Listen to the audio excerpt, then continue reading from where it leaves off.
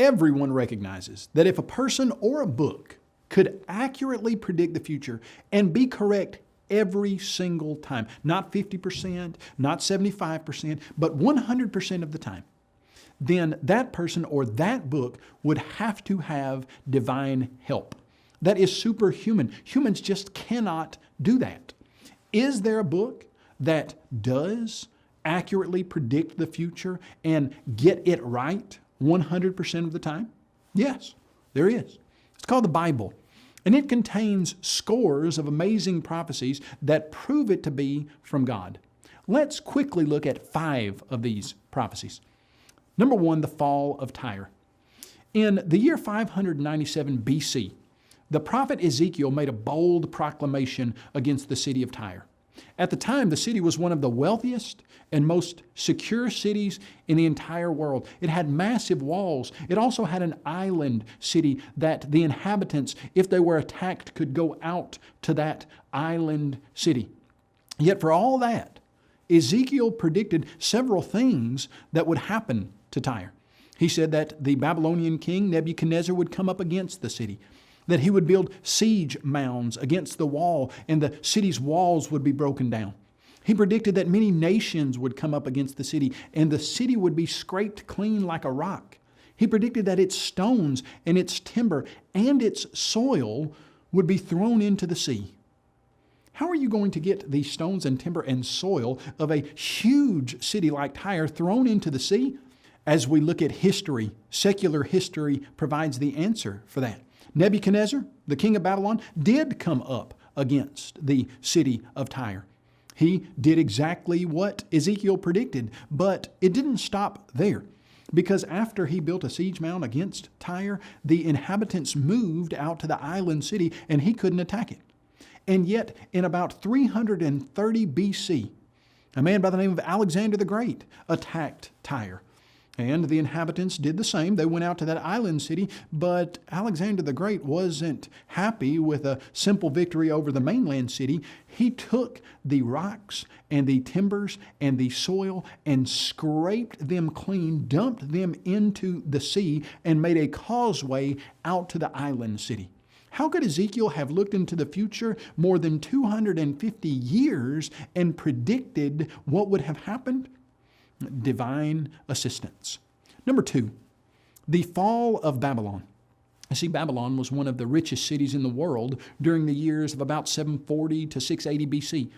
It had walls that were 75 feet thick. They were 300 feet high, and it was surrounded by the Euphrates River that made a moat around it, in some places 65 feet, in other places 250 feet across.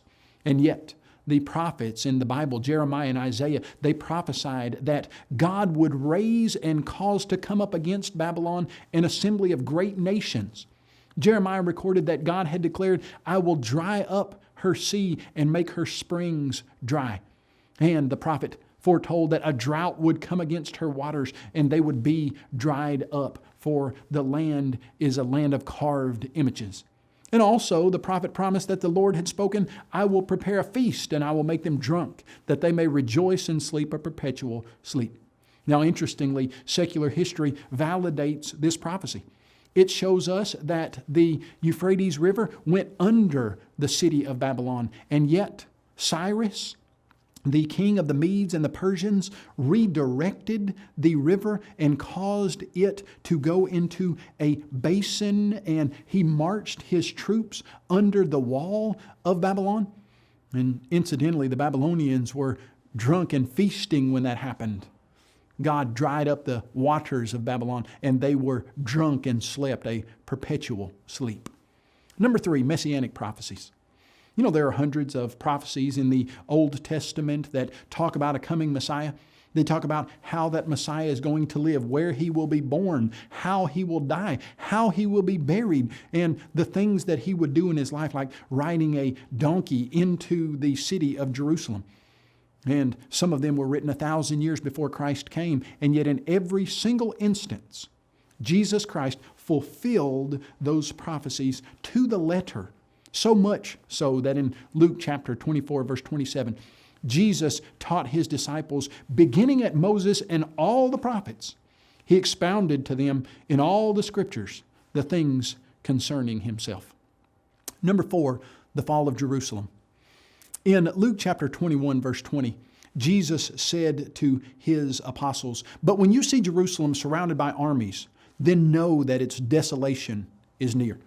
In Matthew 24, 1 and 2, then Jesus went out and departed from the temple, and his disciples came to him to show him the buildings of the temple. And Jesus said to them, "Do you not see all these things? Assuredly I say to you, not one stone shall be left upon another that shall not be thrown down." Jesus made these comments in about AD 30 or 33. And yet, for another 40 years or so, nothing happened of a remarkable nature of destruction to the city of Jerusalem.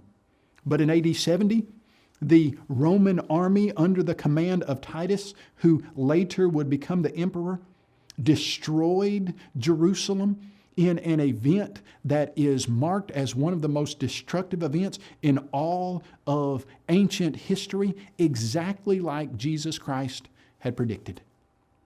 Number 5, the reign of Cyrus. Isaiah wrote his prophecy in about 720 BC. In his book, he made a bold prediction that the great nation of Babylon would fall. He further specified that it would be destroyed by the Medes and the Persians, and then he narrowed the target and predicted that a king named Cyrus would be the man to conquer the city and the nation. Now, the interesting aspect of this prophecy was that it occurred almost 150 years before Cyrus ever even existed. Isaiah called him out by name. Can you imagine finding a document that was almost as old as the United States of America that mentioned you would be born and be doing exactly what you are doing today? That's amazing. When we look at the Bible and we see the amazing, historically accurate, documented, predictive prophecy, we're forced to the conclusion that the Bible is God's Word.